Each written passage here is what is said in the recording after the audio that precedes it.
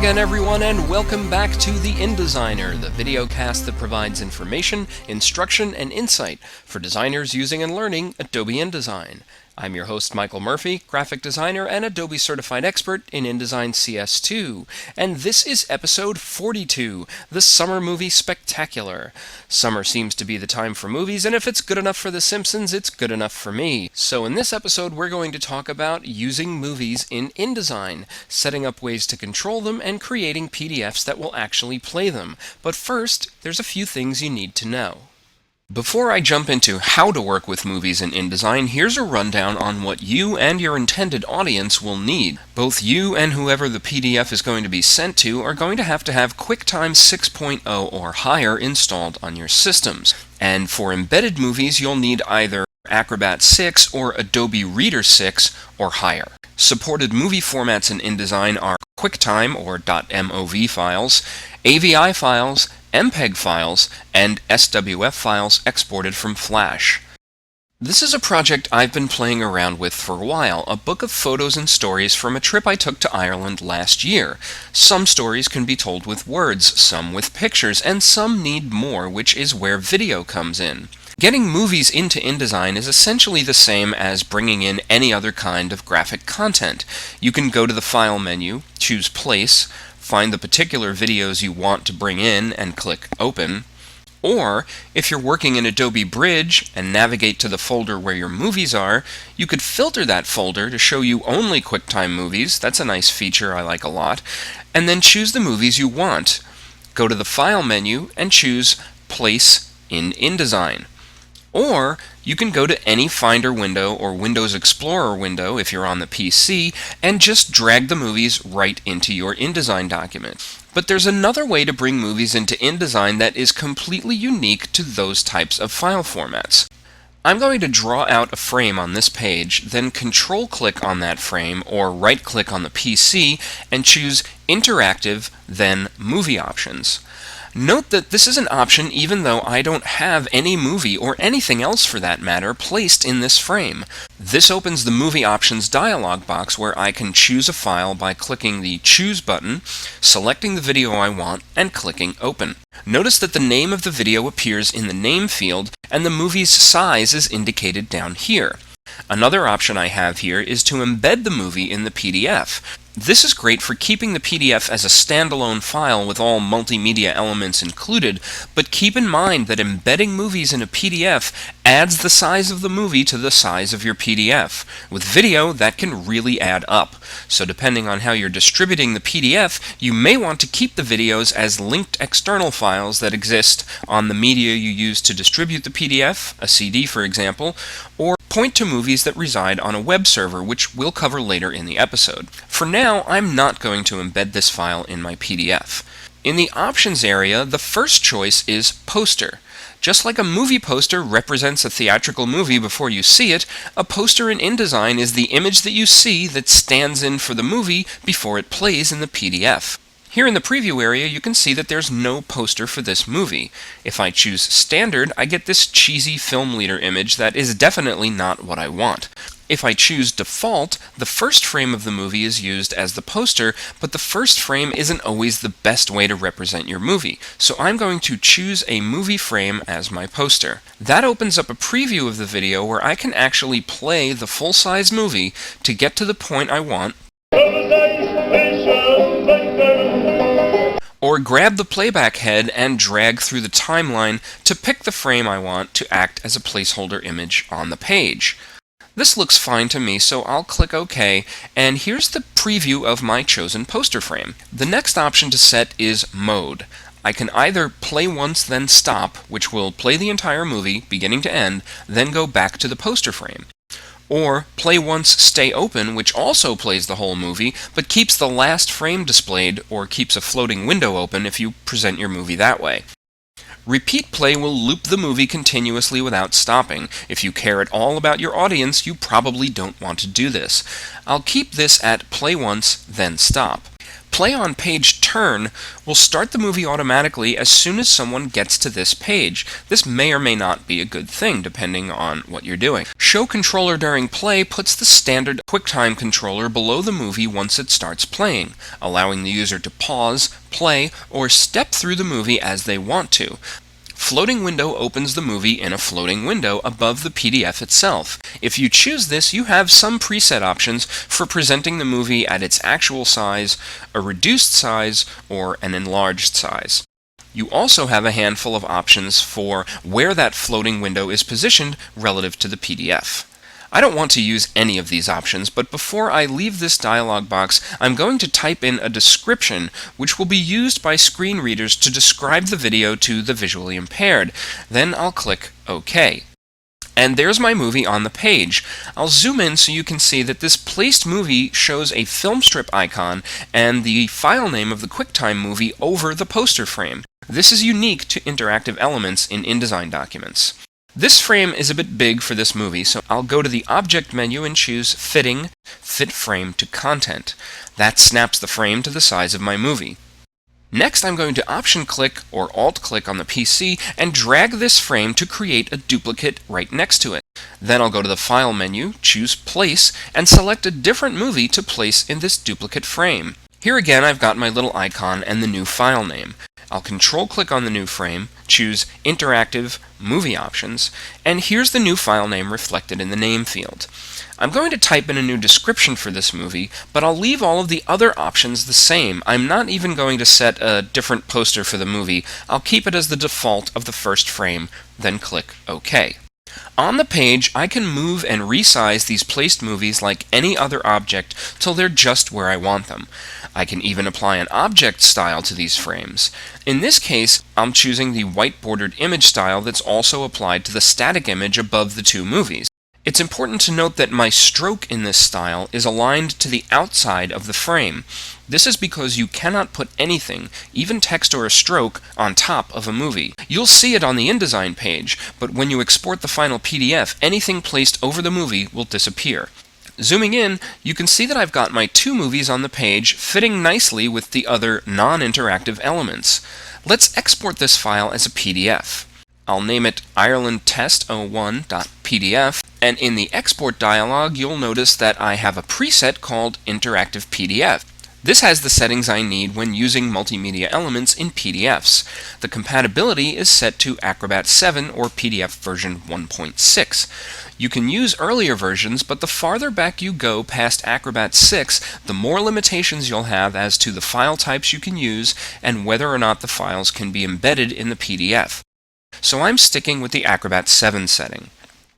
I'll export only pages 2 and 3. The most important checkbox in this dialog for my purposes is this one, Interactive Elements. This must be checked to have movies, sound, and buttons included in my PDF. Under Multimedia, I want to choose Use Object Settings, which will honor the specific embedding or linking settings for each movie in my file. If I want to override those settings document-wide, I could choose Link All to remove any embedding, or Embed All to have all of my movies built into a standalone PDF. I'll click Export, wait while the PDF is made, then switch to Acrobat, open my IrelandTest01.pdf file, and here's my PDF with movies in place. I'll zoom into this part of the layout. Notice that as I move my cursor over the placed movie, it changes from the standard hand cursor to the pointer finger. When I click the movie, the first thing I get, unfortunately, is this Manage Trust for Multimedia Content dialog box. This is a necessary but annoying precaution that Acrobat takes whenever external interactive media is going to be played, in case it's an attempt to hack the end user's computer. I can change these settings on my end to not display these warnings, but there's no guarantee that whoever receives your PDF will have these warnings suppressed, so they may see some variation of this warning too. I'll click play and let's have a look.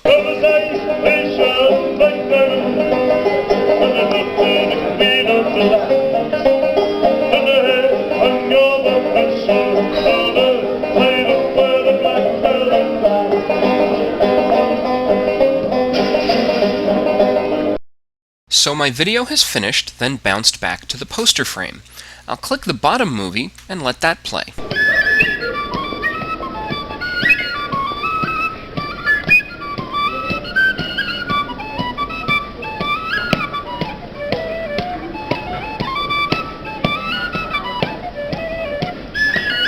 Here again it plays entirely and then snaps back to the default poster.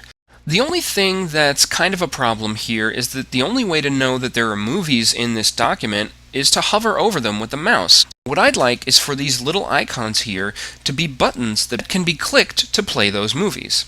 So let's go back to InDesign and see how to set that up. But I'm not going to do it with these same two movies. I'm going to go to a different spread and place a new movie by dragging it into the spread from the Finder and then size it down to fit the column width. We can see that it's a movie from the icon and file name displayed here, and for this particular movie I already know that there really isn't a good frame to use as a poster. It's a bit jerky and washed out because it was taken while walking across a high bridge on a windy day. So instead of picking a frame from the movie as a poster, I want to choose an image as the poster. This allows me to pick any image, including high-resolution images, to stand in for my movie on the page. I'll choose my scarybridge.psd file to act as the poster, and what's great about this is, with a high-resolution poster, I will have an InDesign file that can be exported as both a press-ready PDF for print and as an interactive PDF for email, CD, or internet distribution, all from one file. The high-res image comes in too big for the frame, so I'll go to the Object menu and choose Fitting, Fill Frame Proportionally, and the image fills the entire frame. But we're here to make this icon control our movie, so I'll select this anchored object here in the caption and control-click on it and select Interactive, Convert to Button.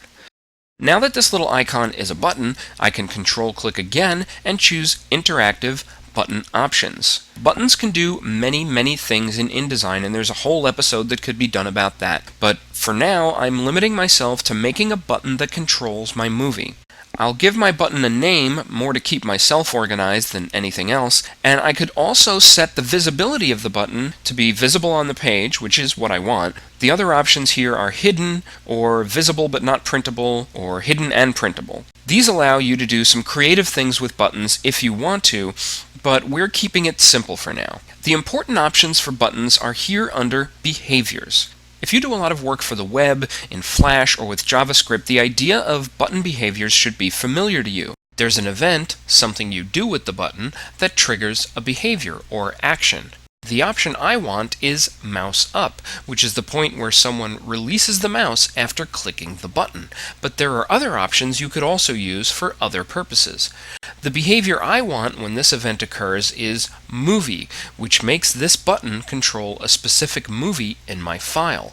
There are many other options under the behavior menu, but as I said, a whole episode could be done on buttons alone. The two options for a movie are which movie to control, and this menu lists only movies already in my InDesign document.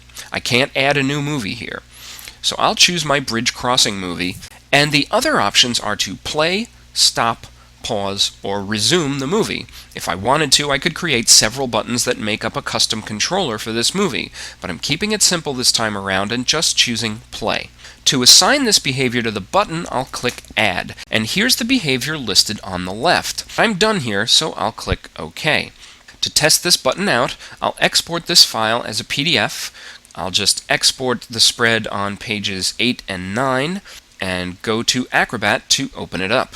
In Acrobat, I'll zoom in on this area of the page and notice how good my high-resolution poster looks alongside the other high-resolution images on the page. Notice also that I could still click right on the movie frame itself to play it, but that I also get the pointer finger cursor when I hover over the little play icon below it. I'll click that button I created and let's see what happens.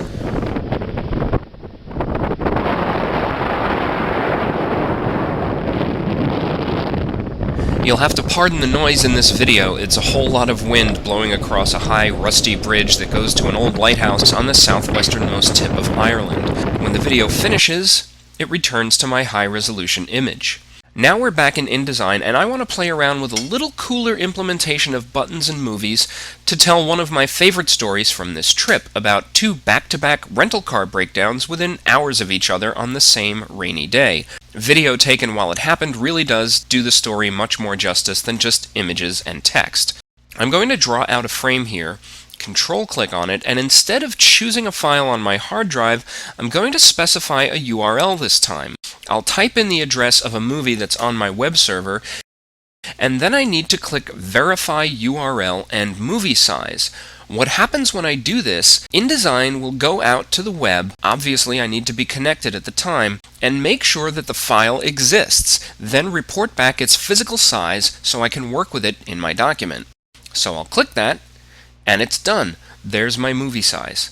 Even though this movie isn't on my hard drive, I can still choose a movie frame from it to act as a poster. But I'm not going to do that for this movie. I have something better in mind. Also for this movie, I'm going to select Show Controller during play because I want the user to be able to pause, rewind, and stop this somewhat longer movie as they see fit. I'll click OK, and you'll notice on the page that there's no poster for this movie. All I see is a rectangle of diagonal lines with the movie icon and file name displayed. For all intents and purposes, this is an invisible movie. I'll go to the Object menu, then Fitting, Fit Frame to Content to snap the frame to my movie size, then Option Drag to make a duplicate of this frame. I'll Control click, choose Interactive Movie Options, and I'm going to make a small change in this URL to a different movie file, breakdown2.mov, which is on the web, so I'll click Verify URL and Movie Size, leave everything else unchanged, and click OK. Next, I'm going to move this movie frame to the center of my right-hand page, then put the other one in the exact same position.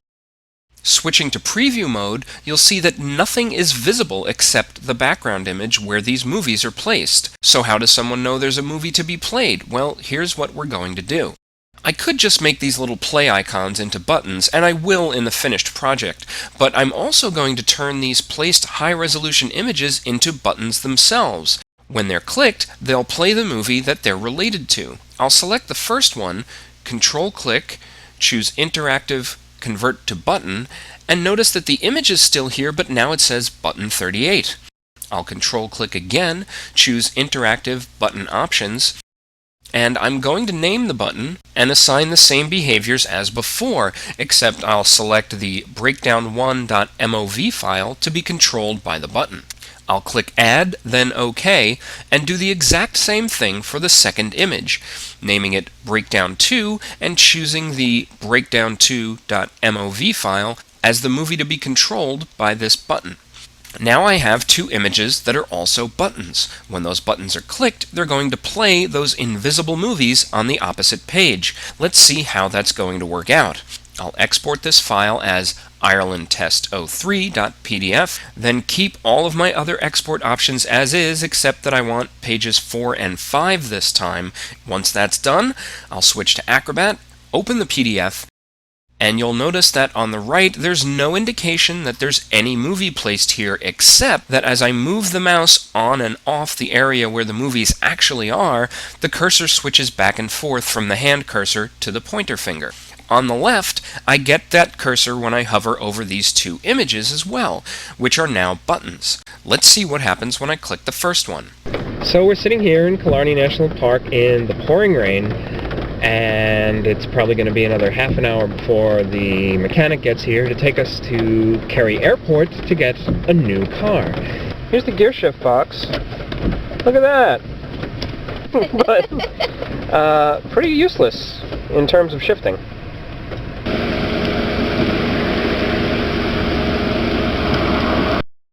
So there you have part one of our sad little tale of rental car breakdowns. Now let's click the second image and see what happened just a few hours later. Well, this is our second attempt at getting a car. Yeah! Now we're in a tow truck for the second time today because the replacement car we got died on the N22 on its way out of Killarney. Now, we're watching as the new car is being winched up onto the tow truck. By Michael, the same guy from last time. Yes, by the same guy from the first time around. So that's my whole story told in video, which I think does a much better job than still images or written text possibly could. When you really start to play around with these features, there are a lot of cool and clever things you can do by creating buttons and other interactive content to make your PDFs a much more interesting experience for whoever you're distributing them to. The limits are just bandwidth, file size, and your imagination. That does it for the Summer Movie Spectacular, but I'll be back soon with another brand new episode. In the meantime, feel free to post your comments or questions about this or any other episode on the blog at InDesignSecrets.com/The InDesigner. You can also contact me by email at info@theindesigner.com or look for me on AIM or iChat as The InDesigner. Until next time, this is Michael Murphy for the InDesigner Videocast and InDesignSecrets.com. Thanks for watching.